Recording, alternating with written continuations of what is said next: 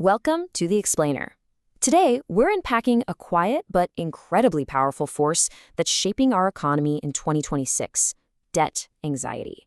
This is that feeling that's causing everyone, from families to huge corporations, to fundamentally change how they operate, shifting from a mindset of go, go, go to one of just shoring up the defenses. Okay, let's just dive right into that quote because it really nails what's happening. For more than a decade, borrowing was cheap, and debt felt, well, pretty manageable. But that era, it's over. We're now in a totally different world, one of fiscal caution, where paying down debt isn't just a smart move, it's become a critical strategy for survival.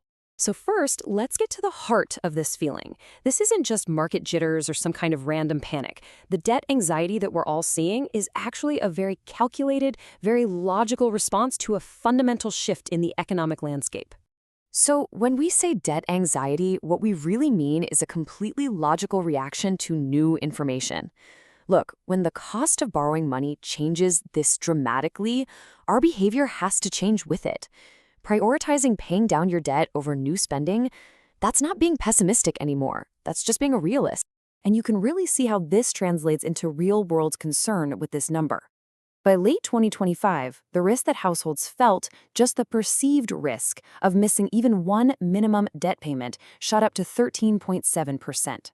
Now, that's not just a statistic. That is a direct measurement of the stress that is causing a huge pullback in consumer spending. So, what's the engine behind all this anxiety?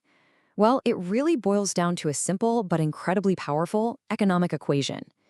It explains exactly why that debt you have suddenly feels so much heavier than it did a few years ago. Okay, the key here is the relationship between R, that's the real interest rate on your debt, and G, the real growth rate of the economy or your income. For years and years, our economic growth, G, was bigger than the cost of our debt, R. This made it pretty painless to take on more debt, right? Because our income was literally growing faster than our interest payments. And this slide just illustrates that shift perfectly. We've moved from the world on the left, the G is greater than R world, where growth just took care of the debt, to the world on the right, where R is greater than G. And in this new era, the cost of that very same debt is now outpacing growth, turning what was once a tool for getting ahead into a financial anchor that you have to get rid of. You can see this mechanism playing out right here on this chart. As central banks jacked up interest rates, that's that climbing yellow line, the cost for companies to service their debt, the blue line, shot up right along with it. Every single dollar of debt just became more expensive to hold, and that hits the bottom line hard. Okay, so let's bring this down from the 30,000-foot view and see how this is actually playing out in the real world, in decisions being made around kitchen tables and in corporate boardrooms. So when you're faced with debt that costs more and growth that's slowing down, what do you actually do? Well, what we're seeing is that people and businesses are reacting. And while the scale is different, the motivation is exactly the same: survival and stability. And it really comes down to two big responses. For regular households, we're calling it the Great Contraction, a major pullback in spending.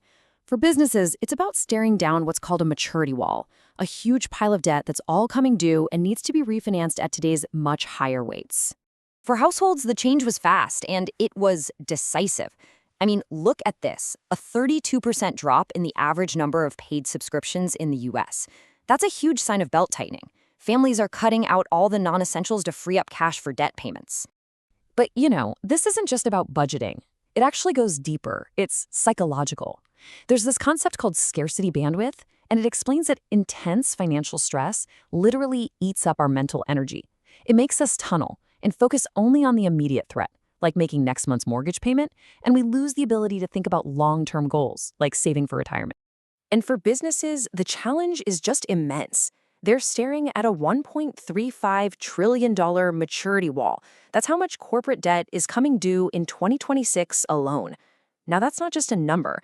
It's a massive bottleneck forcing thousands of companies to stop thinking about innovation and growth and instead focus all their energy on the urgent task of refinancing old, cheap debt at today's painful rates.